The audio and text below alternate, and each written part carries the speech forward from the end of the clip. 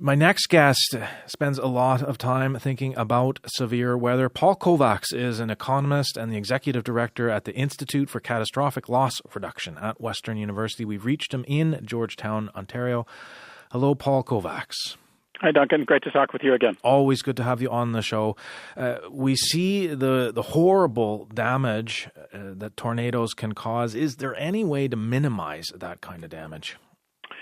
My thoughts are with the people affected by the tornadoes and the wildfires earlier this year and the flooding earlier this year and the many other events. This has been a very active year again.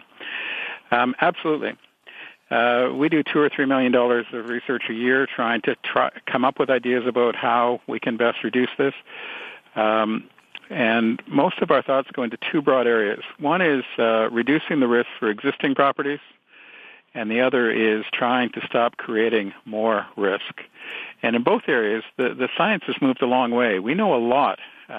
It is possible to build a new home and think of that as a safe place to be in a tornado. A magnitude 2 tornado with a home designed with some of the science and knowledge we know right now, a magnitude 2 tornado should do no damage at all if we've put all the right things into effect. Well, how are we doing in terms of improving building codes to take those kinds of these kinds of natural disasters into effect? So our building codes are amongst the best in the world, but there's definitely scope to do better. We have proposals with respect to wildfire, tornadoes, extreme heat, extreme rainfall, ideas to make our codes even better. The next generation of homes for very, very small investments are often no additional money.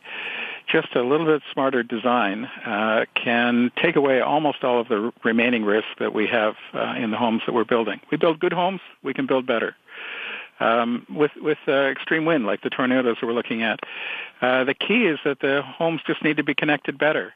When you connect the roof to the walls, if you use straps, hurricane straps, instead of just toenails, there's really no meaningful extra cost, maybe $50 a house when you build the house. And the risk of the roof coming off almost disappears, even for the strongest wind events. But that has to be done when the house is first built. It's very hard to go in afterward and reattach the roof. But if you do it when you first build it, for a very small change in how we do things, we can get a significant improvement in the resilience of our homes to strong wind, to tornadoes, to extreme rainfall and other hazards. 2016 was the worst year ever for catastrophic losses, $5 billion in insurance claims. And I wonder, the insurance industry has been saying that Canada needs to get ready. How ready is Canada for weather-related emergencies? We have two broad metrics we use, one good, one bad. On the one side, if you look at the chance of a Canadian dying because of one of these events, we have some of the best results in the world. We have very, very few Canadians actually end up dying or being injured in these events. Again, a very, very difficult year for Canada this year with the tornadoes this last weekend, but the fires earlier in the year and flooding. And we're not talking about lots of fatalities and injuries as other countries do, even countries that we often compare ourselves to in Europe and the United States and elsewhere. So that's the good news. We do a good job. We do a good job. That's the good news. The bad news, the damage is getting worse and worse and worse. We're losing ground. We're getting more and more damage to property. Should the federal government put $2 billion into a disaster and mitigation adaptation program? Is that the kind of money that's needed in terms of adapting our cities and our towns to the kinds of extreme weather that we're seeing? We should do more. That is the right thing. There's no question that the science has identified very cost-effective proposals where you spend $1, you can save $6. And you spend $2 billion, you save $12 billion, you spend $5 billion, you spend $10 billion. I mean, you can do much, much better if we did more. What's the key you've been doing this work, Paul, for quite a while now. What's the key in terms of convincing, helping politicians invest that kind of money when their political careers are fairly short, and we're looking at long-term events that are far away and are potential events, but are not certain. What's the key to getting people to making the investments that are needed in terms of getting emergency prepared? I give full credit to elected officials, to the frontline first responders who do an amazing job responding and taking care of those people in their time of needs.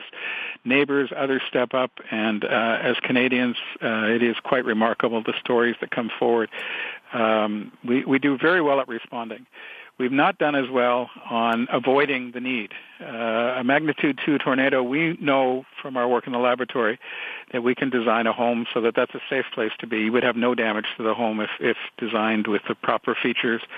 A lot of the flooding damage, if the homes were just not in harm's way, where they get located and how they're designed and built.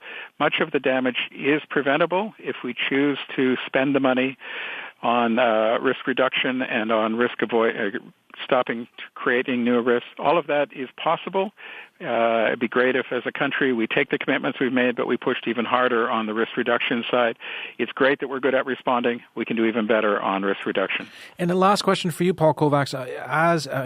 People in Ottawa, Gatineau are obviously still. There are tens of thousands without power. There are people without homes right now. They're in the middle of it and trying to deal with this. But as the days and weeks unfold, what should they expect? What should Canadians expect when it comes to making insurance claims? When it comes to the kind of disaster assistance that they might expect from their government? What should Canadians expect? Insurance covers a broad range of risks. Wind is one of them.